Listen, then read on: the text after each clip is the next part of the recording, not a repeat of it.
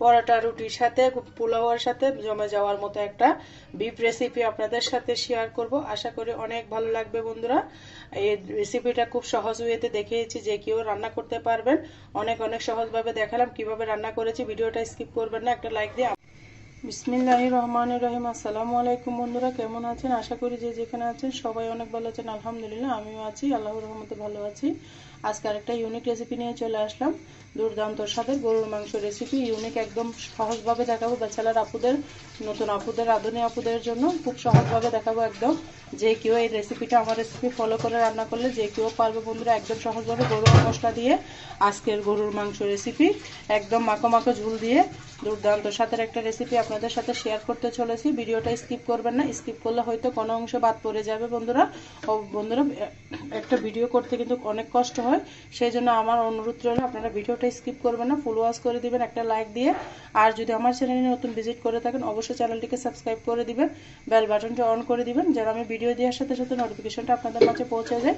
এগুলো একদম ফ্রেশ টাটকা গরুর মাংস। আজকে নিয়ে এসেছি 2 কেজি এখানে গরুর মাংস নিয়ে নিয়েছি আমি। হাড় মাংস মিলিয়ে 2 কেজি মাংস নিয়েছি। 1 কেজি হাড়, 1 কেজি মাংস, সবগুলা মিলে 2 কেজি মাংস নিয়ে নিয়েছি। সেই রেসিপিটা একদম দুর্দান্ত স্বাদের রেসিপি শেয়ার করতে চলেছি, দেখতে থাকুন, আশা করি ভালো লাগবে বন্ধুরা। আমি এখানে একটা বড় সাইজের পাতিল বসিয়ে দিয়েছি, আপনারা যে কোনো পাতিলে রান্না করতে পারেন। আমি এখানে একটা বড় সাইজের পাতিল বসিয়ে দিয়েছি, দিয়ে দিচ্ছি পর্যাপ্ত পরিমাণ তেল। গরুর মাংসের মধ্যে বন্ধুরা অবশ্য গরুর মাংসের মধ্যে তেলটা বেশি লাগে, তেলটা বেশি করে দিলে গরুর মাংসটা খেতে ভালো লাগে। আর না হলে কিন্তু গরুর মাংস খেতে পানসা লাগে আমার কাছে, বিশেষ করে। এটা আপনাদের রুচি মতো দিয়ে দিবেন তেলটা। আমি গরুর মাংসের মধ্যে একটু তেলটা বাড়িয়ে দিই, খেতে ভালো লাগে। আর গরুর মাংস সবসময় খাওয়া পড়ে না, আমাদের বাংলাদেশে কিন্তু প্রচুর গরুর মাংসের রেট বেশি, সেজন্য মাঝে মধ্যে খাওয়া পড়ে, তাই একটু আয়েশ করে আরাম করে খাবো, সুন্দর করে খাবো, তাই একটু তেল বাড়িয়ে দিয়ে রান্না করি, খেতে ভালো লাগে।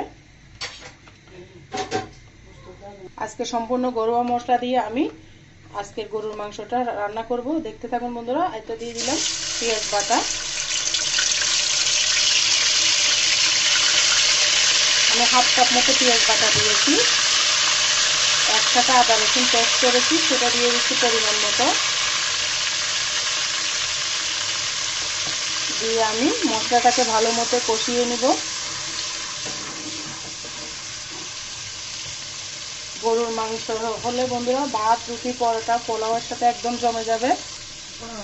সুন্দর করে আমি মাখো মাখো এগুলোকে ভেজে নিব, কারণ মশলাটা ভালো মতো কষিয়ে না নিলে কাঁচা গন্ধ লাগবে, আদা রসুনের পেঁয়াজের গন্ধটা ভালো লাগবে না। সেই জন্য অবশ্যই বন্ধুরা কষিয়ে নেবেন একদম সম্পূর্ণ। গরুয়া মশলা আমি গরুর মাংসের জন্য একটা স্পেশাল মশলা করেছি, সেটাও আপনাদের সাথে শেয়ার করব, দেখতে থাকুন, আশা করি অনেক ভালো লাগবে বন্ধুরা। দেখুন আমি সুন্দর করে আদা রসুন পেঁয়াজ বাটা সুন্দর করে কষিয়ে নিয়েছি, তেলটা উঠে গিয়েছে।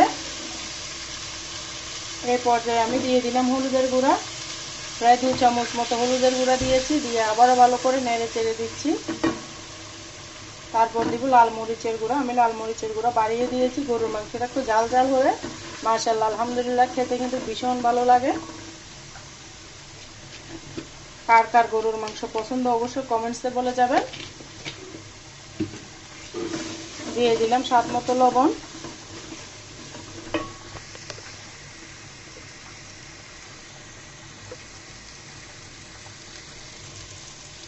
এখানে আমি দিয়ে দিব ধনিয়া জিরার গুঁড়া,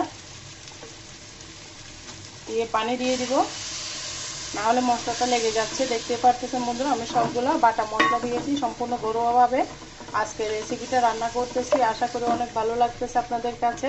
আর যারা এতটুকু এসে একটা লাইক দিতে ভুলে গিয়েছেন অবশ্যই একটা লাইক দিয়ে আমার সাথে থাকার অনুরোধ রইল। আমি মশলাটাকে ভালো করে কষিয়ে নিব। মশলাটা যত ভালো কষাবেন আপনার যে কোনো মাংস খেতে অসাধারণ লাগে, তাই গরুর মাংস হলে তো কথাই নেই। গরুর মাংস পছন্দ করে না এমন মানুষ প্রায় খুঁজে পাওয়া যায়। সেই জন্য যদি রান্না করেন একটু আয়েশ করে মজা করে রান্না করবেন, একদম সহজভাবে রান্না করে কষিয়ে দেখাচ্ছি। আপনারা চাইলে সেম প্রসেসে হাতে মেখেও রান্না করতে পারেন, আমি কষিয়ে দেখাচ্ছি। কষিয়ে মাংস রান্না করলে খেতে কিন্তু দারুণ লাগে। দেখুন বন্ধুরা আমি এটাকে 5 মিনিট মতো কষিয়ে নিয়েছি, একদম তেলটা ছেড়ে দিয়েছে, দেখে হয়তো বুঝতে পারতেছেন। এই পর্যায়ে আমি ধুয়ে রাখা গরুর মাংসগুলো দিয়ে দিচ্ছি। ফ্রেশ মাংস যেভাবে রান্না করা হয় কিন্তু মজা হয়, সেই জন্য একটু আরাম করে আয়েশ করে খাবেন, মজা করে রান্না করবেন, আপনার প্রশংসা করবে। আমি যে প্রসেসে রান্না করে দেখাচ্ছি আপনার পরিবারের মানুষরা আপনার প্রশংসা না করে কিন্তু পারবে না। এত মজাদার, এত লোভনীয় একটা রেসিপি আপনাদের সাথে শেয়ার করতে চলেছি। দেখুন মাশাআল্লাহ, আলহামদুলিল্লাহ, কালারটা কত সুন্দর হয়েছে। এখনই দেখতে থাকুন, পুরো ভিডিও স্কিপ করবেন না।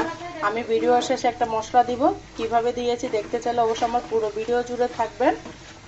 আমি পানি দিব না, এখানে ঢাকনা দিয়ে রেখে দিব। এখান থেকে প্রচুর পানি ছাড়বে ফ্রেশ গরুর মাংস, তার জন্য আমি ঢাকনা দিয়ে রেখে দিব। বন্ধুরা, প্রায় 30 মিনিট পর আমি ফিরে এলাম। অনেকগুলো পানি বের হয়েছে, প্রায় 2 কাপ মতো পানি বের হয়েছে। এই পানির মধ্যে আমি মাংসটাকে 80% সিদ্ধ করে নিব, কোনো পানি ব্যবহার করে নেই। দেখতে পারতেছেন অনেকগুলো পানি বের হয়েছে।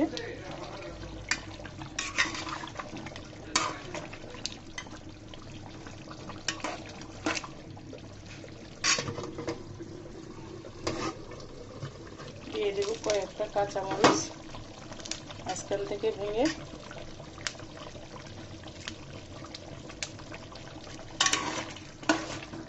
আবার বড় করে দেবো।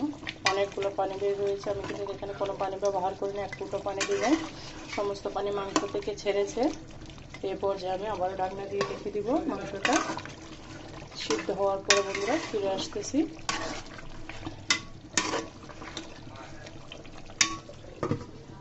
দেখুন বন্ধুরা, আবারও 30 মিনিট পর আমি ফিরে এলাম।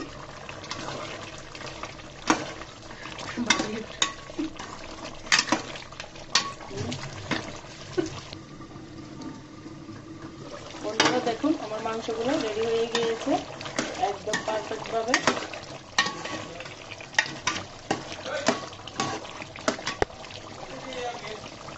এই পর্যায়ে বন্ধুরা এখানে আমার হাতে 10 পদের মশলা, 10 রকমের মশলা দিয়ে আমি নিজের হাতে মশলা করেছি। জয়ফল, জয়িত্রী, এলাচ, লবঙ্গ, দারচিনি, বিভিন্ন সবজি, বিভিন্ন মশলা মিলিয়ে মশলা করেছি, সেটা দিয়ে দিয়েছি। আমার মাংসটা একদম রেডি হয়ে গিয়েছে। পরিবেশন করে আপনাদের সাথে দেখিয়ে দিচ্ছি কেমন হয়েছে। মাখো মাখো ঝুল দিয়ে গরুর মাংস খেতে কিন্তু অসাধারণ লাগবে, সেটা দুর্দান্ত। কালারটা দেখতেছেন মাশাআল্লাহ, আলহামদুলিল্লাহ, অনেক সুন্দর হয়েছে। লবণটা হয়েছে।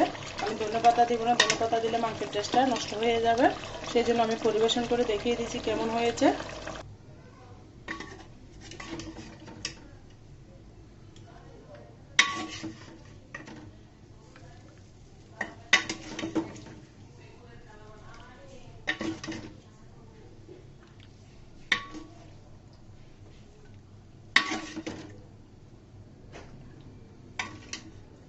কেমন হয়েছে বন্ধুরা অবশ্যই কমেন্টসে বলে যাবেন। গরুর মাংসর মাখো মাখো ঝোল রেসিপি দুর্দান্ত মজা হয়, আপনারা একবার হলেও ট্রাই করবেন বন্ধুরা। আর কেমন হয়েছে ছোট একটা কমেন্টসে আপনার মতামতটা আমাকে জানিয়ে দিবেন। আর কেমন হলো আমার ভিডিওটা সেটাও বলবেন। কেমন হয়েছে বন্ধুরা অবশ্যই কমেন্টসে বলে যাবেন। আমার গরুর মাংস রেসিপিটা দেখতে লোভনীয় হয়েছে, খেতে কিন্তু অসাধারণ।